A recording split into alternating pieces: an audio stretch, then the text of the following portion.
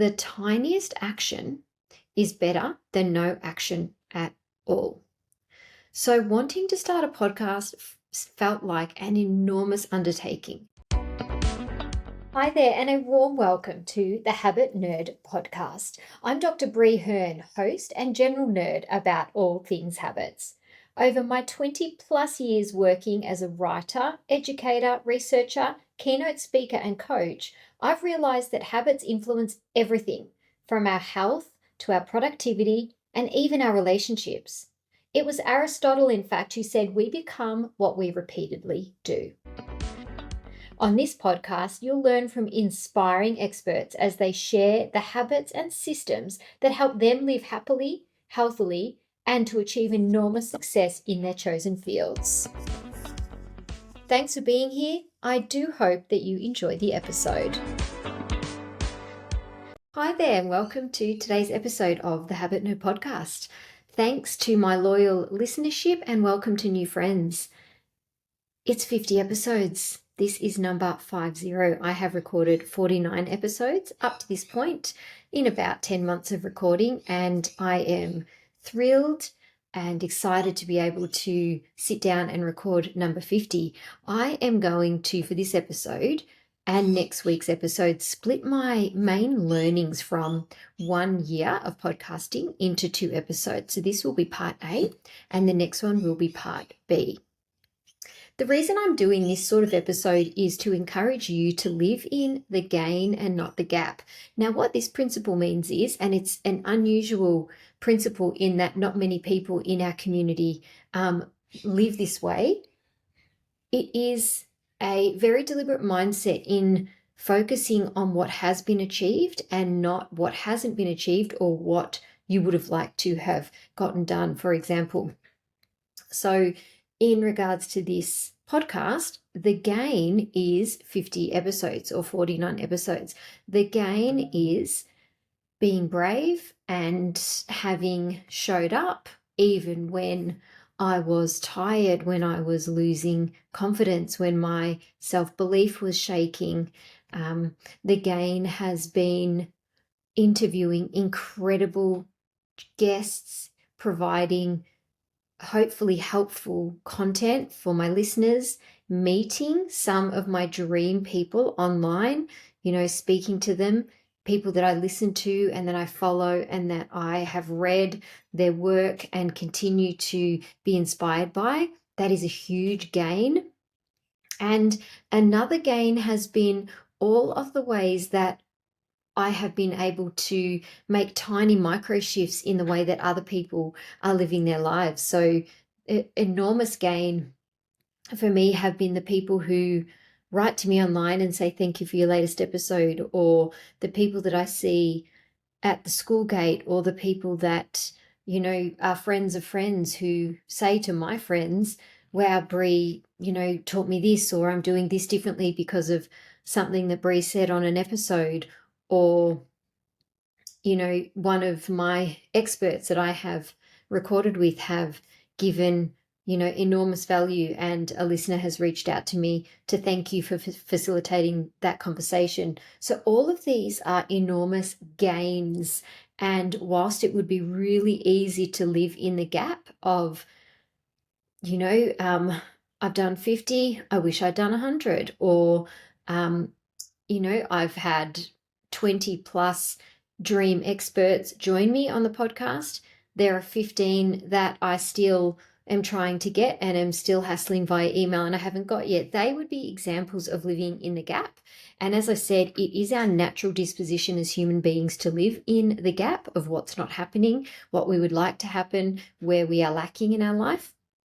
But I much prefer to live in the gain, because living in the gain, I've said this in multiple ways in different contexts on this podcast, it means that when you focus on the gains, more gains come in. It's that principle of gratitude where what we appreciate appreciates, and putting our focus on what is working means that more will keep working, and more and more and more, and it will be a snowball effect. So I hope you enjoy today's episode and next week's episode, which will be part 2 of my biggest learnings on this podcast.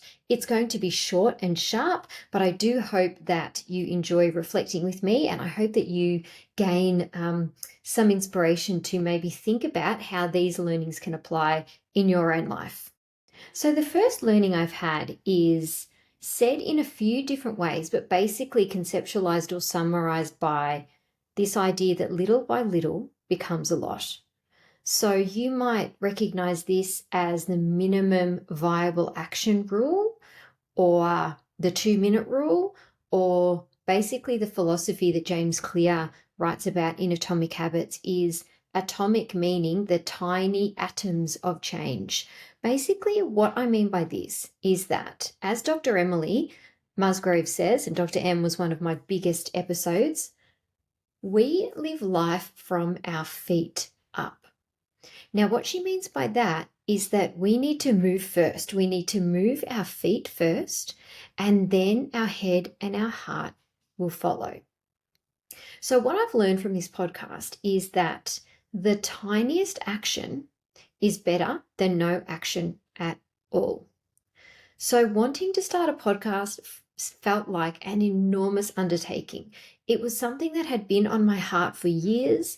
I am a prolific podcast consumer. I love the medium myself. And as somebody who has got a background in professional writing and journalism, I knew I would be lit up by the language angle, by the interviews, and basically being able to communicate to inform and inspire other people.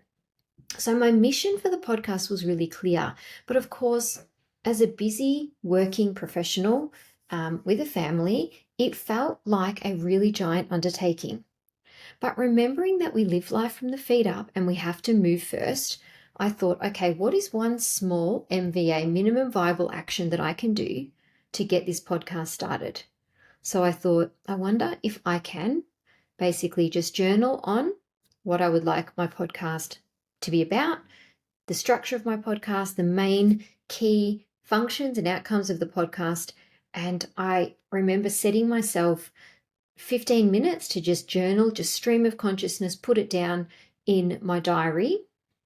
I think I set some music on, and I think I went somewhere quiet and I just let it all flow. From that, I realized that it was going to basically encapsulate research-informed habits for healthy performance. And I thought it could be an encapsulation of the research that I like to do in this wellbeing science space, and also key insights from dream guests. So while I was really excited, which is often what happens when you're conceptualizing a new project or a dream in your head, I kept going and I journaled all of my dream guests. And you wouldn't believe it, of that list of about 35 people, I've already managed to secure 12 of those people. And they were, I was thinking to myself, I'm going to have to find their publicists. I'm going to have to, go through their agents and their, teams. In most cases, these really generous people like Danny Kennedy, like Milestone, like Dr. M, there are so many, like Chelsea Pottinger, like Steph Pace. These are people that I reached out to via email and they just wrote back, yes, Brie, I'd love to be a guest. So the minimum viable action, the tiniest action for me, was to just start journaling on the podcast concept. And then, of course, little by little, a little becomes a lot. So I decided, do you know what I need? I need a microphone. So I researched the best podcast microphones for at-home online use with online podcasting software. I went on Facebook Marketplace, I found a few options, and I went and bought one and I picked it up. Then I thought, okay, I need to work out how to fast track this process. So I researched podcast courses and podcast coaches and mentors. The one that aligned with me most, because I was an avid listener of her podcast, was Madeline Carafa's podcast course, and she is the host of the Healthy Hustlers. I enrolled in her course and I did that course with her. Now, all of these actions were done within a few weeks. I had purchased the microphone, I had researched software, I had done the course with Madeline, I had conceptualized the podcast itself, written out my dream guests. So all of these things were just tiny little actions that gained momentum. It really was a snowball effect. Now, this is the case over and over and over. We need to move, even if that first movement is so tiny, because most people don't move. Most people talk about it. Most people wish for it. Most people tell their friends about it or their spouse about it and say, I wish one day I could do this. It is really the unusual choice to actually take action. And the reason it's the unusual choice and the reason people don't do it, I completely understand, because this has been me in the past as well.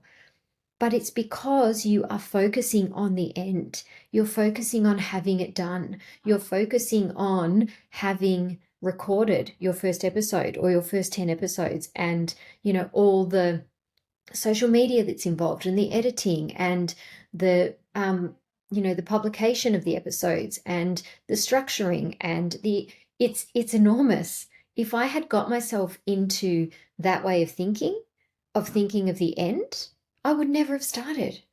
But we live life from the feet up. So we take the action, we take the smallest action. And I've spoken about this in a range of contexts, but it has proven in the last 50 episodes to be so true. If I've been intimidated by a guest, I will buy their book. If I have really had a topic on my heart that I know I really want to produce an episode on for the sake of my listeners, but I don't have the level of expertise or knowledge or depth of knowledge in the topic, I will listen to one episode on the topic on another podcast, or I will listen to the first few chapters of an audiobook, and all of a sudden I'm in. It becomes a roll-on effect. I've talked about this. If you want to go for a run, don't picture yourself going for a run. Just put your shoes on. Walk to the letterbox. That is the tiniest, most viable action that you can do. So number one learning from 50 episodes of this podcast is that little by little, a little becomes a lot.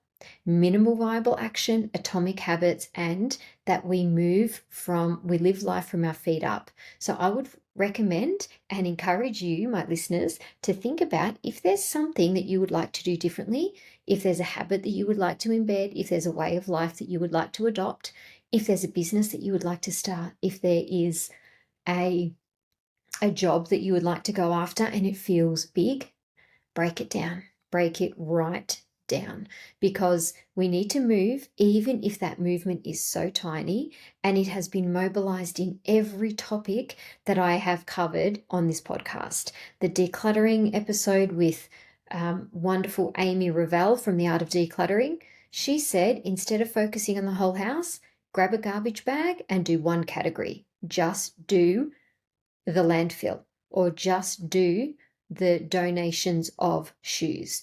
It is, instead of going, oh my God, I have to declutter this whole house. No, minimal viable action, the 2-minute rule, break it down as tiny as you possibly can. And one movement would be grab a garbage bag and get out any shoes that don't fit or that nobody wears anymore, and either donate or get rid of them. And it is much easier to say to yourself, I'm going to get a garbage bag and do my shoes, than it is to say, this wardrobe's an enormous mess and I need to get on top of it. So as I said, lesson number one, little by little, a little becomes a lot. Atomic habits, minimal viable action, the smallest possible movement first. Second learning that I will talk about on this first episode of my 50 episode celebration of what I've learned in this past year is this power of intention, that intention is everything. Now, if I went right back to my very first 5 episodes, one of the experts that I interviewed was Danny Kennedy. Now, Danny Kennedy is the host of the Fitness and Lifestyle podcast, and he is a huge and influential space in the fitness and mindset arena. Now, he got us on the podcast to do an exercise, and I am going to repeat that exercise with you now, my listeners. He got us to do this. He said, okay, I'm going to set a timer for 10 seconds, and I want you to look around your bedroom or your car or wherever you're listening to this episode and count as many black things as you can in the 10 seconds. So you've got 10 seconds starting now. Count what is around you that is black.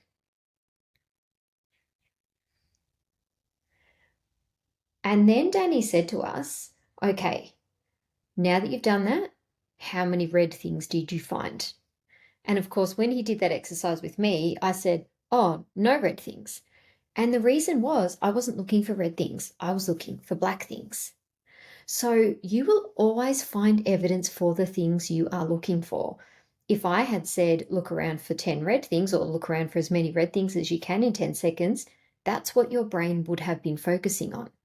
Now, when I interviewed Mel Crane, who is a manifestation coach, she talked about the same thing, but we talked about it with a little bit more neuroscientific backing, and it's called the RAS, the reticular activating system. Basically, what that means is you can train your brain to look for certain things, and it will naturally filter out other things. Think about any time in your life that you have wanted to buy a new car, for example, and you decided which car you'd like. All of a sudden, that car is everywhere. You see that car on ads, you see that car on the freeway next to you, you see that car on billboards, or people start talking about that car. It's not that it's all of a sudden everywhere, it's that your brain has started filtering out the cars that you don't want and focusing on the cars that you do want. I remember this when I was thinking about having children, and all of a sudden, pregnant women were everywhere. I could not walk down the street or go to work or go to the shops or anything without seeing multiple pregnant women. Now, there was no more pregnant women than there were 6 months ago when this wasn't on my agenda to start thinking about. But of course, my brain, my reticular activating system, was focusing on pregnancy as a concept, and it was filtering out women that weren't pregnant, and I was focusing on people that were pregnant.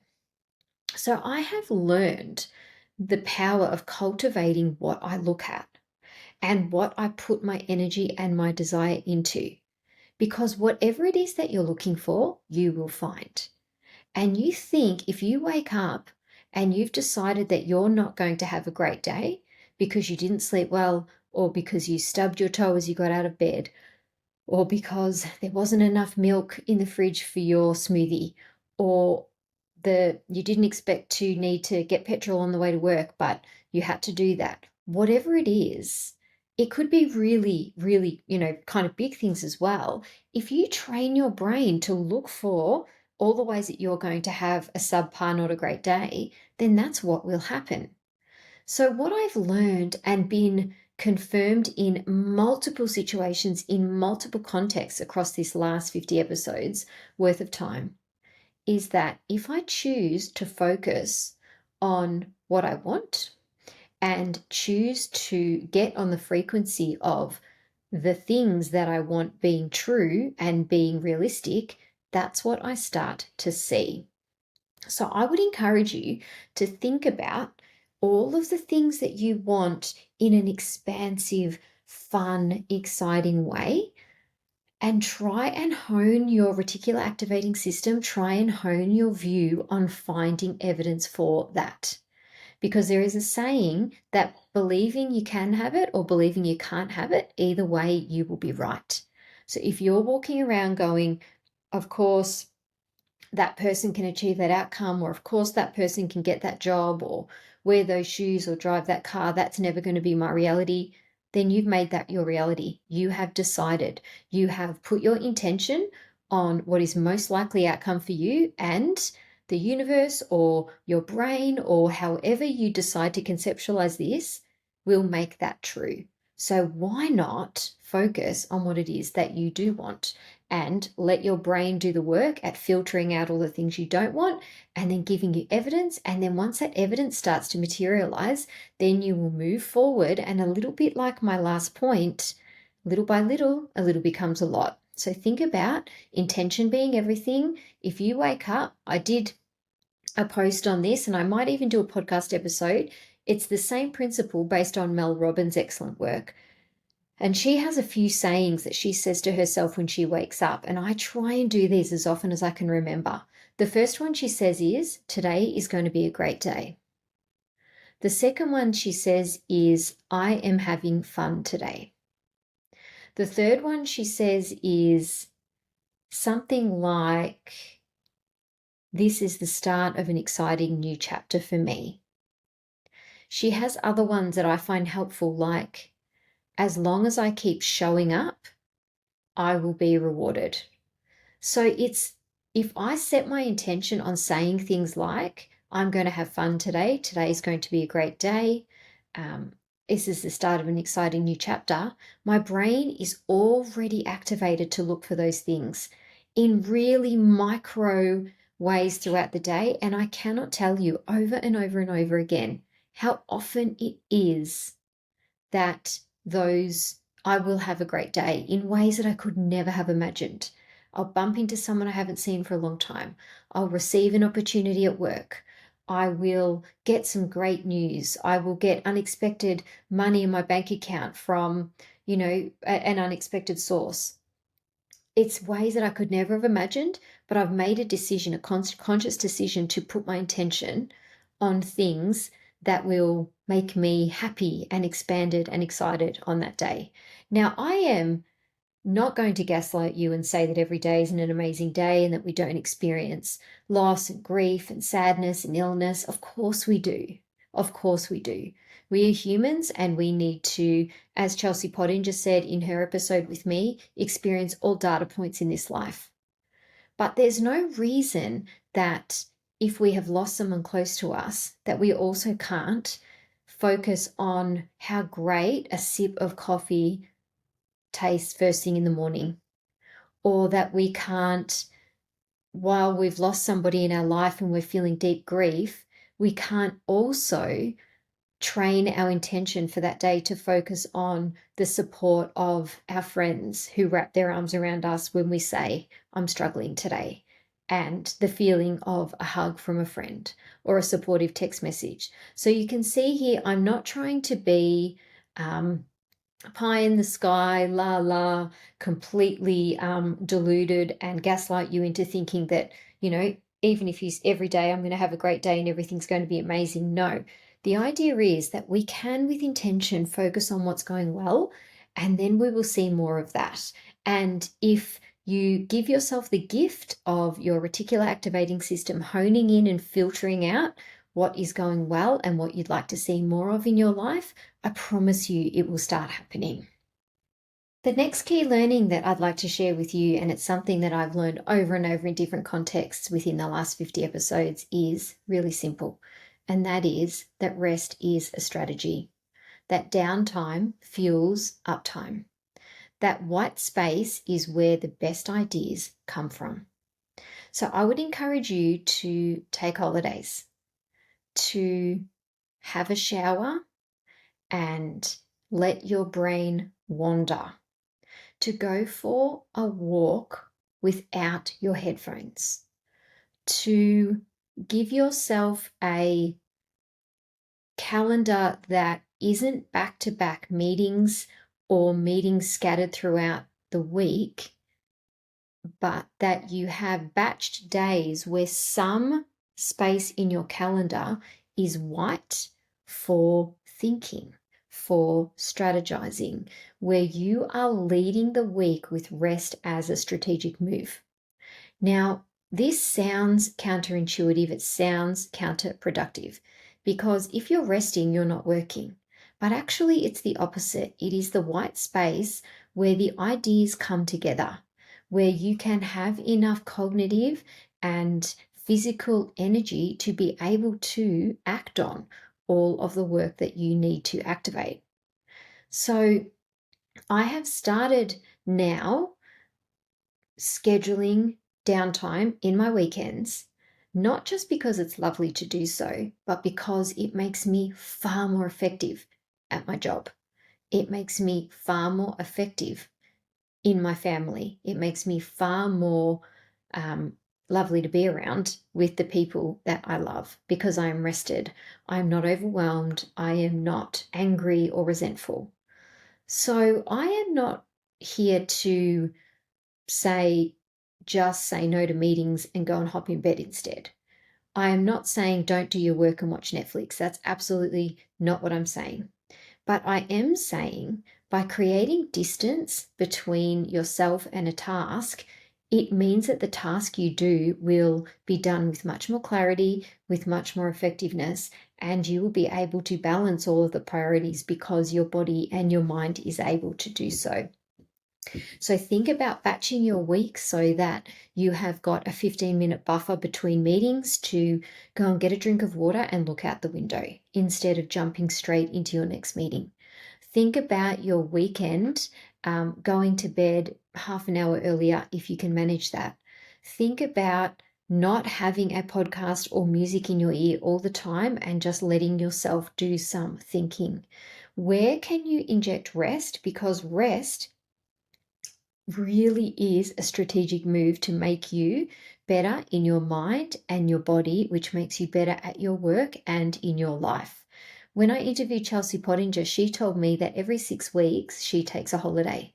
Now, I know that sounds indulgent, but she is somebody who works in multiple states across the week, and she's decided that she earns adequate money to be able to take a holiday every 6 weeks. And it might not be for a week, it might be for 3 days, it might be a long weekend and she takes the Monday off, but she completely goes somewhere different, switches off, doesn't take her laptop, doesn't check her email, and she rests. And she says that that makes her far more productive and effective and able to earn a lot more money in her business because of that strategy.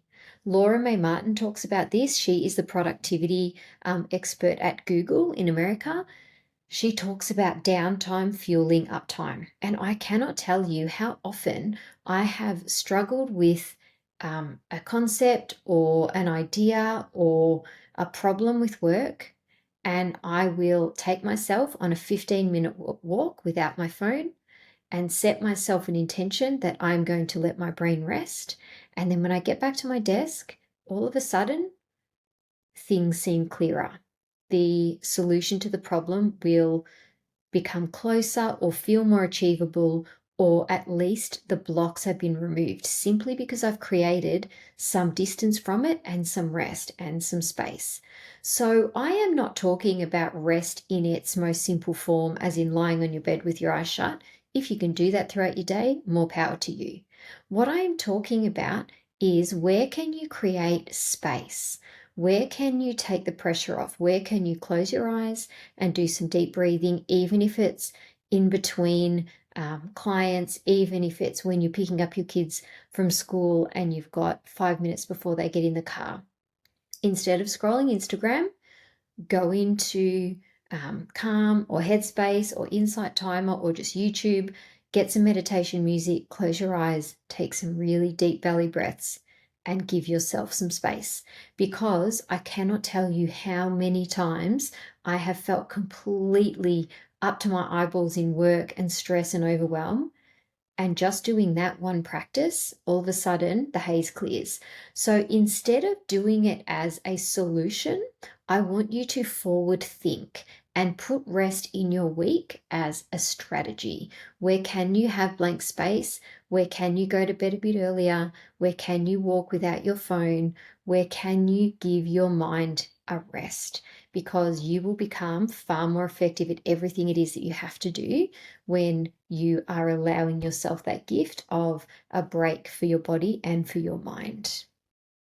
And the final very quick learning that I'm going to share with you on today's episode before I wrap up, remembering that the other half of this episode will drop next week is this idea that you need to do your first work before you can get to your best work. Now, a previous version of me would produce something for work, whether that be a report, whether that be an article, whether that be a podcast episode, whether that be a speech that I need to give, whether that be a workshop, slide deck, whatever it is. And if it wasn't good on the first go, I'd be cross with myself. Now what I understand is that you need to do something first to think that it can get anywhere near good. And that takes the pressure off. That takes the hurdle of perfectionism and the hurdle of not having enough information or whatever it is that's holding me back. And I just get going. And I understand that my first draft of something or my first attempt at an Instagram video or an episode or a speech isn't really going to be very good, because it can't be, because you have to do your first work before you can do your best work. Now, I should have learned this when I wrote a doctoral thesis. When you write 100,000 words, you go through multiple drafts.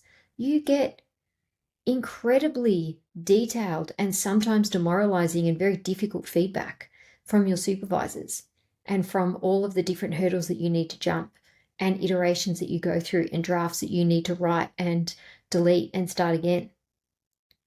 If I had thought that I could write a thesis in one go and not get any feedback and not do all the iterations to make it better, I would be an idiot. That doesn't make any sense at all. And yet, multiple times in my work, I have expected my best work to be my first work. And it just doesn't work like that. So, something I've learned, and I wonder if you can apply this to your work situation or to any scenario really, whether you're starting a new habit for your health or your fitness, you've got to do the first work before you can get to your best work. You have to be able to walk 1 kilometer before you can run 1 kilometer. You have to be able to create the speech and get feedback on the speech or read over the speech and realize where it needs to be tightened and where you can inject some more life or humor or research or whatever it is to make it better. But you can't make it better if it wasn't there in the first place. So your first work needs to be done before you can expect your best work. I wonder if that's helpful for you. Now, Habit Nerds, thank you so much for spending this time on this episode with me. I'll just recap very quickly what the learnings that we've covered on this part A were. The first one is this idea of atomic habits, of little by little, a little becomes a lot, of minimal viable action, the tiniest chunk. And that is where the magic will happen, is when we break things right down and just move with our feet first. Something else I spoke about was the power of intention and how we can make a decision about how our life or our day can unfold, that our brain can, our reticular activating system can filter in what we want to see and what we want to achieve and attract and filter out what we don't. So it's important that we're not focusing on the bad, because we'll attract more of the bad in, but rather focus on the good. If you want a red car, focus on red cars and you will see them everywhere. The third thing I talked about was that rest is a strategy, and that it's downtime that fuels uptime, that white space is where the magic happens. And the final thing is a little bit of a nod to our first one, but that is that you need to do your first work before you can do your good work. You need to do the first work before you can do your best work. You need to go for a few interviews before you can get graded interviews. So you might as well start going on interviews, because your best work isn't going to be the first time. So think about taking that pressure off yourself, doing some first work so that you can have a chance of doing your best work. Now, I have really enjoyed reflecting on these few lessons. I have got 3 more to share with you next week, and I would be thrilled if you could spend that time with me then. But in terms of today, thank you for being here. I wish you a really great week and take care. Thank you for tuning into this episode of The Habit Nerd. I hope you found some new inspiration, learned something new, or gained a fresh perspective. If you did enjoy the episode, I would be really grateful if you could please leave a 5-star review, as it helps the show get in the ears of new listeners, plus it should only take you 5 seconds. If you're keen for more tips and insights, then head over to Instagram and follow Habit Nerd.